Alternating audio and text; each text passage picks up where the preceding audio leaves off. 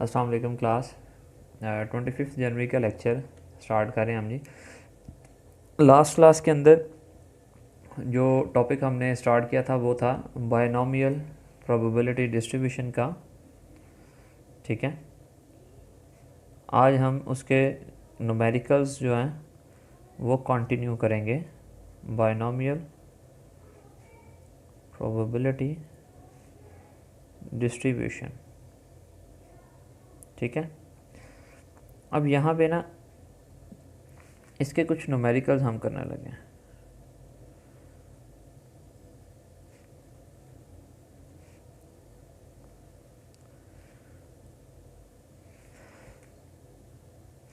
देखें, हमारे पास chapter number 8 था, उसका क्वेश्चन नंबर 8.4 करने लगे हैं।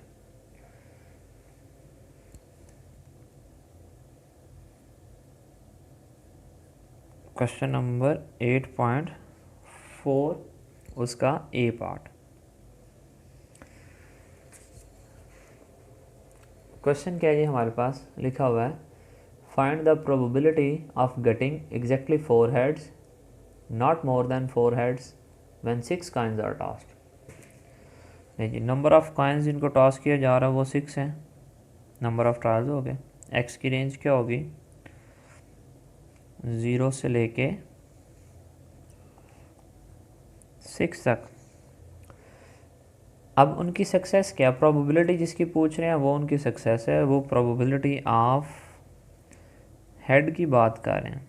तो प्रोबेबिलिटी ऑफ हेड वो हमारी प्रोबेबिलिटी ऑफ सक्सेस होगी। एक कॉइन को टॉस किया जाए तो प्रोबेबिलिटी ऑफ हेड क्या होती है, 1/2।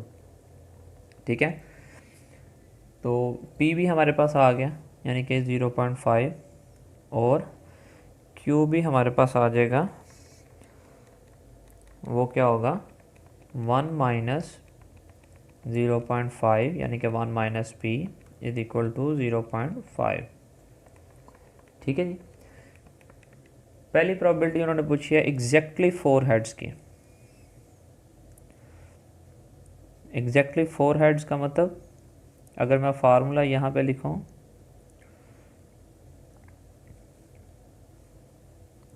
NCX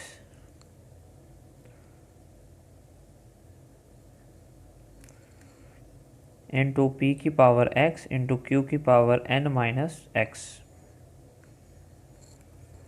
तो उन्होंने एग्जैक्टली 4 हेड्स की प्रोबेबिलिटी पूछी है। एग्जैक्टली 4 हेड्स का मतलब X is equal to 4, N की जगह पे उसकी वैल्यू C4, P की जगह पे उसकी वैल्यू उसकी पावर X, Q की जगह पे उसकी वैल्यू उसकी पावर N माइनस X। तो ये हमारे पास हो जाएगा 6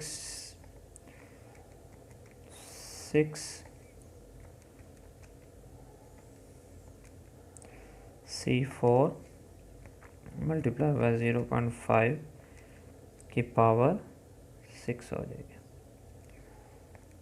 0.2344। दूसरा उन्होंने पूछा है not more than 4 heads, probability of not more then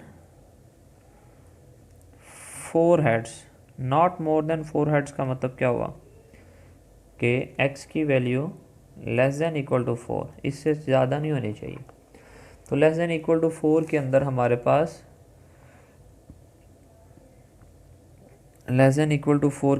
पास कौन कौन सी प्रोबेबिलिटी आ जाएगी, x इज इक्वल टू 0 भी आ जाएगी, plus x is equal to 1 भी आ जाएगी,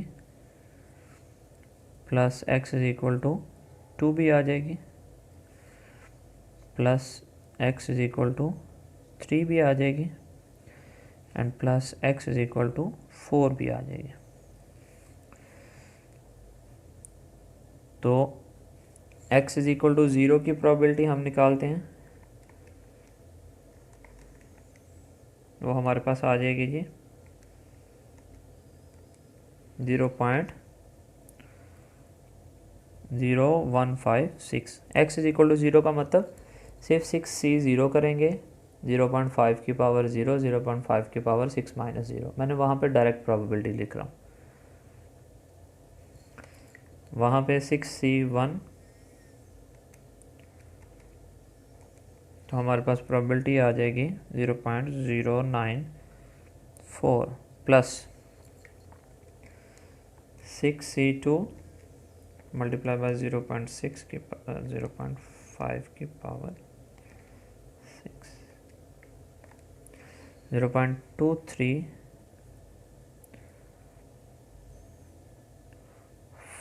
4 4 probability of x is equal to 3,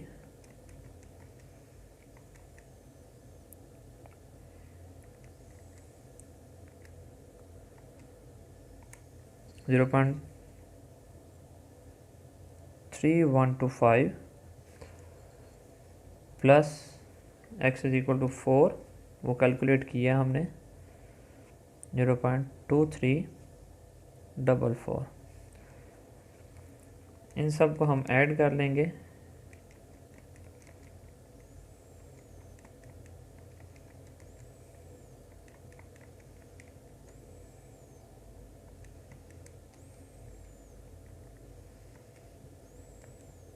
zero point 891 ये आ गया हमारे पास। ठीक है, नेक्स्ट क्वेश्चन की तरफ चलते हैं।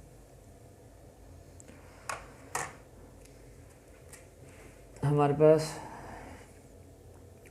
इसका बी पार्ट आप लोग करिएगा, वो सेम क्वेश्चन है हमारे पास, क्वेश्चन नंबर 8.4, उसका बी पार्ट है, ये आप लोग करिएगा। ये कॉइन से रिलेटेड ही क्वेश्चन है। उसके बाद 8.5 उसका ए पार्ट है।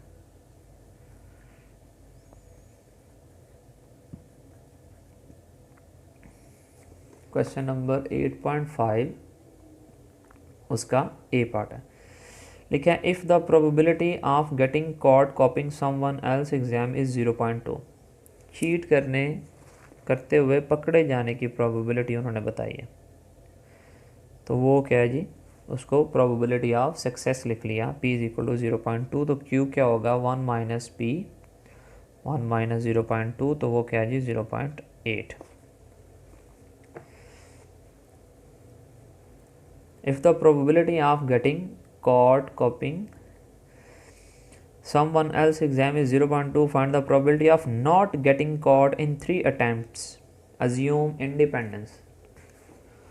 वो कहते हैं जी अटैम्प्ट्स कितनी, वो कह रहे हैं जी 3, और प्रोबेबिलिटी किसकी पूछी है, not getting caught. Probability of not getting caught का मतलब क्या हुआ,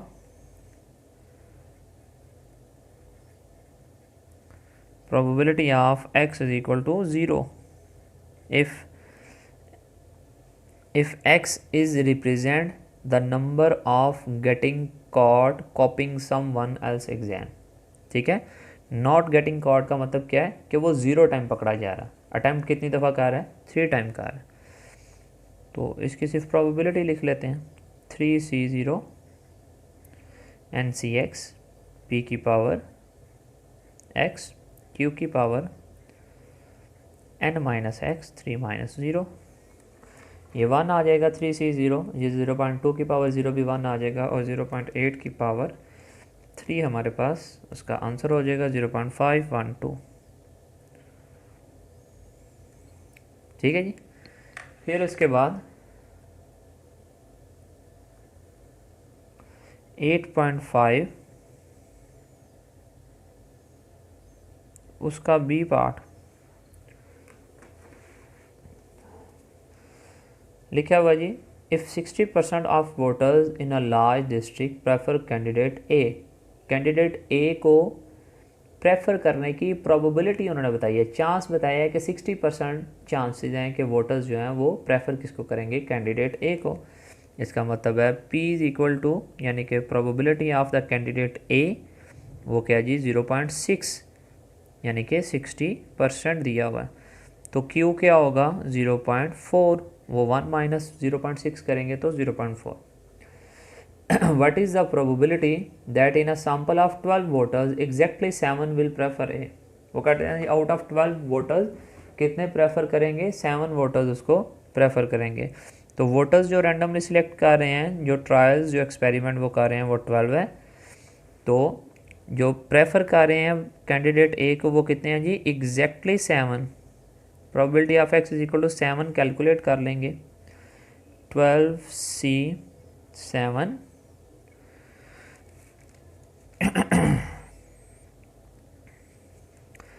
0.6 की पावर 7 एंड 0.4 की पावर 12 माइनस 7 करेंगे तो 5 आ जाएगा। ठीक है,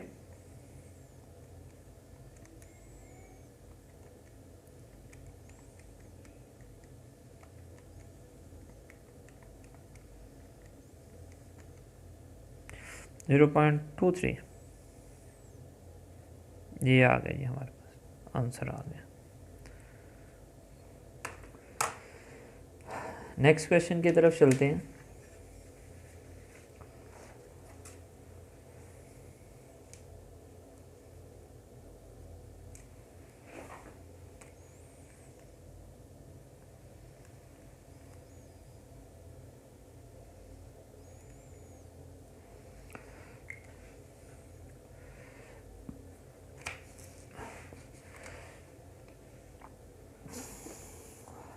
एट पॉइंट 5 उसका सी पार्ट है।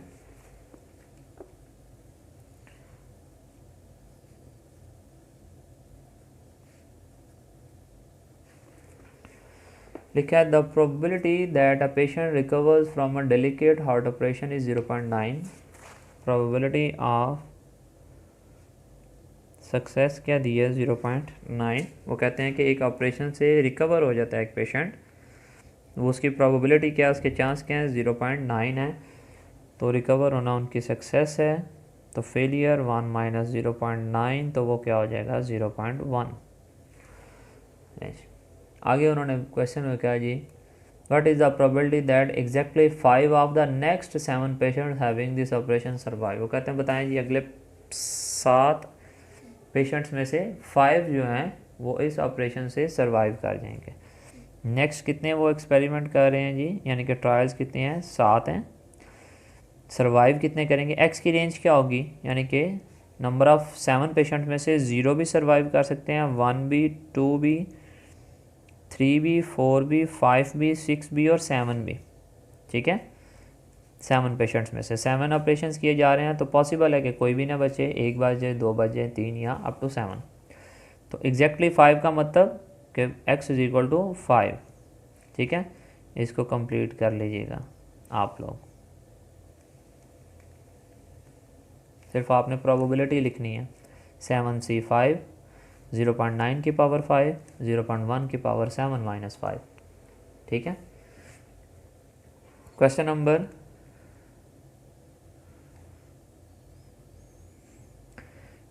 8.6 करने लगे हम, उसका ए पार्ट।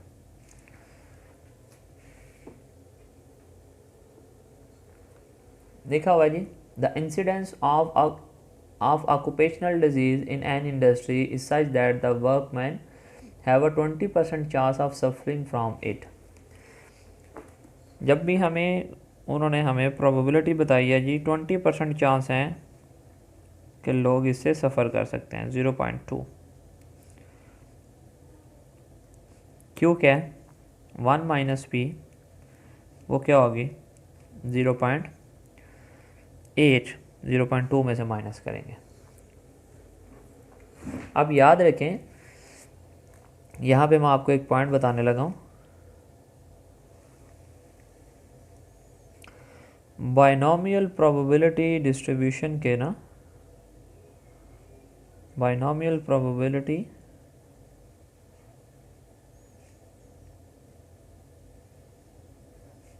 डिस्ट्रीब्यूशन के 2 पैरामीटर होते हैं, याद रखना है आपने। इसके 2 पैरामीटर होते हैं।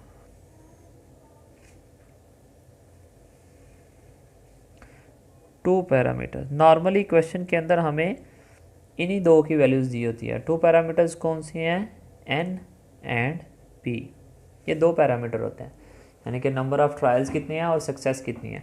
तो इस क्वेश्चन के अंदर उन्होंने हमें जो प्रोबेबिलिटी बताई है वो प्रोबेबिलिटी ऑफ सक्सेस, हम उसको कंसीडर करेंगे 0.2। आगे लिखा है what is the probability that out of 6 workman, 6 में से नॉट मोर देन 2 एंड 4 और more will catch the disease. वो कहते हैं कि 6 वर्कमैन में से टोटल जिनको वो देख रहे हैं, ट्रायल्स जो उनके हैं वो 6 हैं, तो 6 में से 0 भी ऐसे हो सकते हैं जो इससे सफ़र नहीं कर रहे, 1 भी हो सकते हैं जो इससे सफ़र कर रहे हैं, 1 भी हो सकते हैं, 2 भी हो सकते हैं, 3 भी, 4 भी, 5 भी और 6 भी। जैसे जितने नंबर ऑफ़ ट्रायल्स होंगे एक्स की रेंज 0 से वहाँ तक जाएगी हमारे पास, तो 6 तक आ गई। तो पहली प्रोबेबिलिटी क्या है, not more than 2, probability of not more than 2, not more than 2 का मतलब x less than equal to 2। तो इसके अंदर कौन कौन सी प्रोबेबिलिटी आ जाएगी, x is equal to 0, x is equal to 1 and x is equal to 2, ये सारी प्रोबेबिलिटीज आ जाएंगी। n सी एक्स p की पावर x एंड q की power n minus x, 6 minus 0, तो वो 6 आ जाएगी, plus n C x p की पावर x एंड q की power n minus x, 6 minus 1 करेंगे तो 5 आ जाएगी, plus n C x p की पावर 0.2 की पावर x एंड 0.8 की पावर n माइनस एक्स, तो वो 4 आ जाएगी।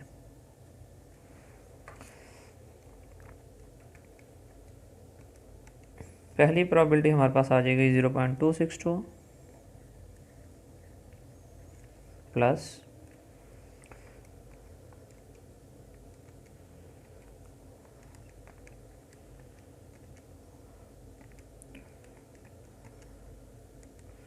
0.393 दूसरी प्रोबेबिलिटी, और तीसरी प्रोबेबिलिटी हमारे पास आ जाएगी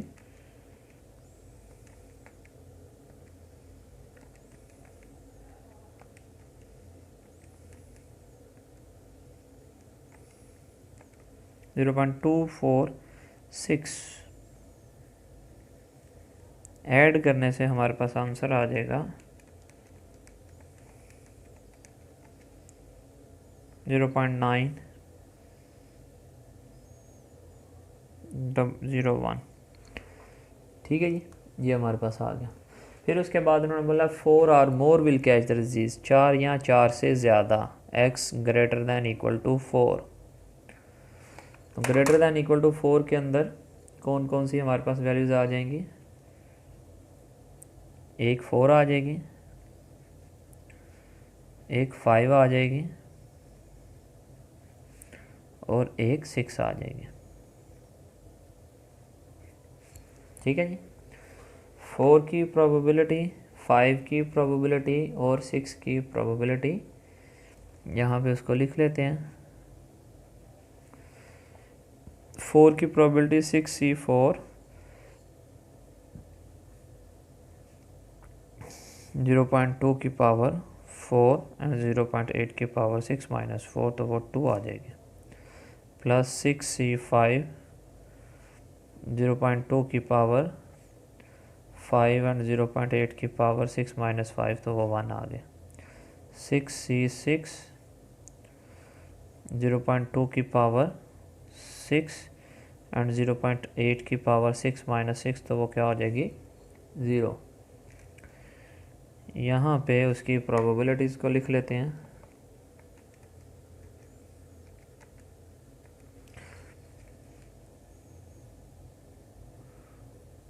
तीसरी प्रोबेबिलिटी जो है वो तो आती है 0.000064, 6c4 मल्टीप्लाई बाय 0.2 की पावर 4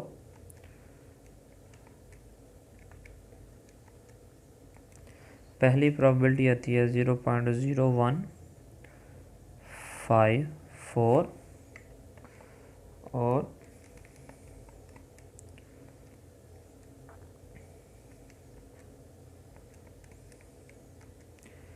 दूसरी प्रोबेबिलिटी आती है 0.00154।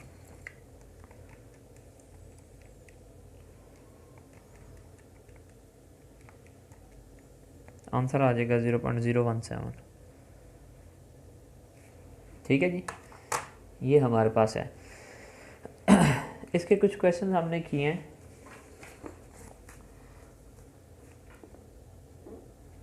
आप देखिएगा, question number 8.7 binomial probability distribution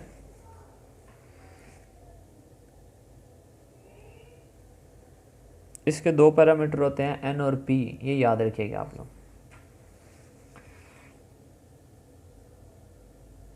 हमारे पास क्वेश्चन नंबर 8.7 है।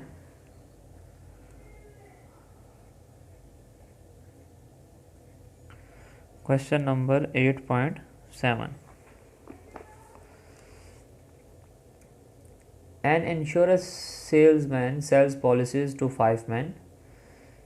एक सेल्समैन है इंश्योरेंस कंपनी में, उसने 5 जो कस्टमर हैं उनको जो है वो पॉलिसी सेल की है। All of identical age and in good health according to the actuarial table. The probability that a man of this particular age will be alive 30 years hence is 2/3। यानी कि probability of alive in next 30 years उसने बताई हुई है, यानी कि probability of success हम उसको कंसिडर करेंगे, वो क्या है जी 2/3। 2/3 हमारे पास आ जाती है, तो उसको ऐसे ही रहने देते हैं 2/3। तो Q क्या होगी, यानी कि उसके डेड हो जाने की प्रोबेबिलिटी क्या है कि वो ज़िंदा नहीं होगा, वो 1/3 होगी। उसने कितने लोगों को सेल की है पॉलिसी, 5 लोगों को, ये उसके नंबर ऑफ ट्रायल्स हैं। Find the probability that in next 30 years all men, at least 3 men, only 2 men, eight most 1 man will be alive. यहाँ पे मैं लिख देता हूँ x denote number of alive persons. x क्या डिनोट कर रहा है जी, नंबर ऑफ अलाइव पर्सनस। 5 में से कितने हो सकते हैं। पहले उसने प्रोबेबिलिटी पूछी है जी all men alive. Probability of all men, all men का मतलब सारे के सारे जो हैं वो जिंदा हैं। x = 5, तो NC(x) p की पावर x एंड q की पावर 5 - 5, तो वो क्या बन जाएगी 0। तो ये हमारे पास पहली प्रोबेबिलिटी आ गई जी।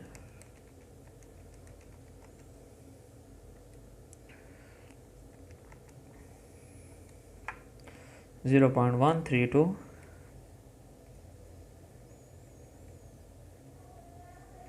ठीक है। नेक्स्ट प्रोबेबिलिटी जो कैलकुलेट करने के लिए उसने हमें बोली है वो है जी एटलीस्ट 3 men, कम से कम 3। एटलीस्ट 3 men का मतलब क्या होगा जी,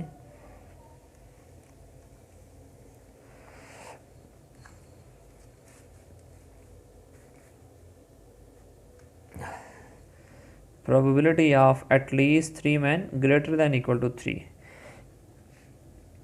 तो उसके अंदर 3 आ जाएगी, उसके अंदर 4 आ जाएगी और उसके अंदर 5 आ जाएगी। टोटल 5 है हमारे पास। तो वो क्या होगा जी 5C3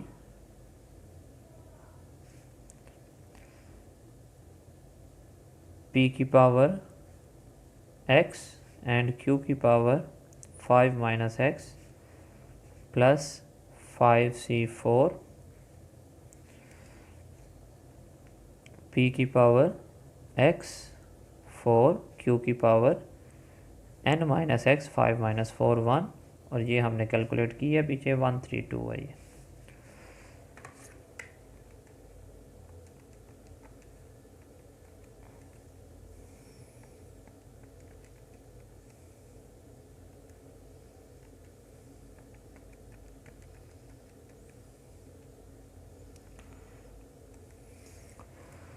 ये आ जाएगी 0.329 प्लस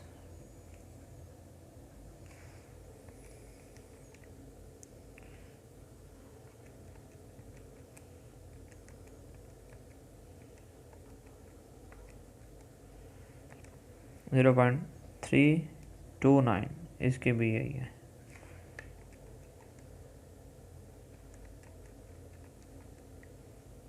.79 हमारे पास आ जाएगा ये। फिर उसके बाद उन्होंने प्रोबेबिलिटी हमसे पूछी है एट मोस्ट 1 मैन, ज़्यादा से ज़्यादा एक। Probability of at most 1 man, ज़्यादा से ज़्यादा एक का मतलब क्या हुआ? Probability of x less than equal to 1। तो लेस दैन इक्वल टू 1 के अंदर क्या आ जाएगा? एक 0 आ जाएगी और एक 1 वाली इक्वल में आ जाएगी। ठीक है, इसको आप लोग सॉल्व कर सकते हैं 0 और 1 को। ठीक है जी। फिर उसके बाद क्वेश्चन नंबर 8.8 है। अब कुछ क्वेश्चन मैं आपको करने के लिए दे रहा हूँ।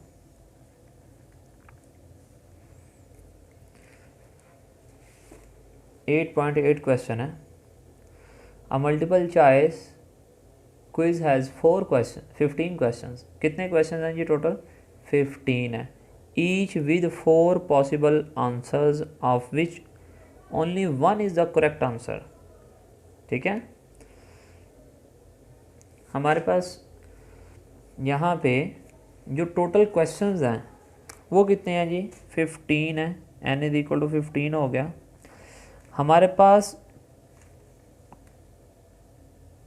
प्रोबेबिलिटी ऑफ करेक्ट ऑप्शन क्या हो सकती है? टोटल ऑप्शंस कितने हैं ये मैं आपको समझाने के लिए यहाँ पे रफ वर्क करने लगा हूँ। रफ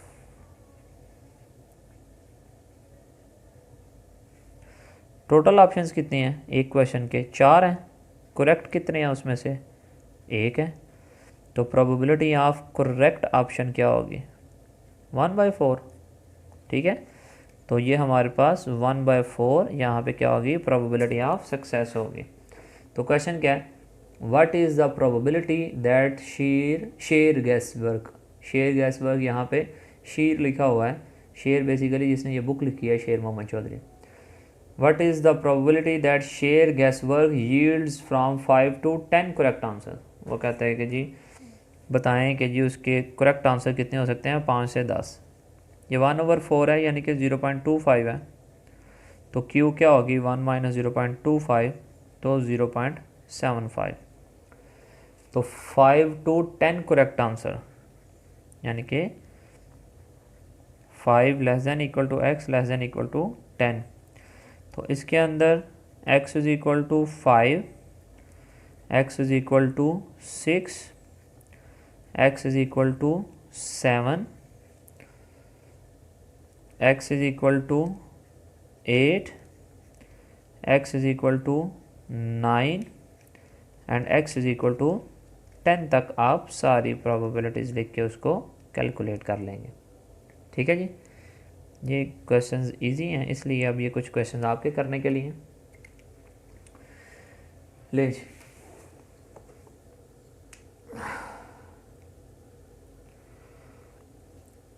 तो जी आज का लेक्चर हमारे पास इतना ही है। नेक्स्ट क्लास के अंदर हम कुछ क्वेश्चंस उसके दोबारा से स्टार्ट करेंगे। ठीक है बच्चों, थैंक यू। इसके मीन और वेरिएंस के क्वेश्चन हमने करने नेक्स्ट क्लास के अंदर। थैंक यू बच्चों, अल्लाह हाफिज़।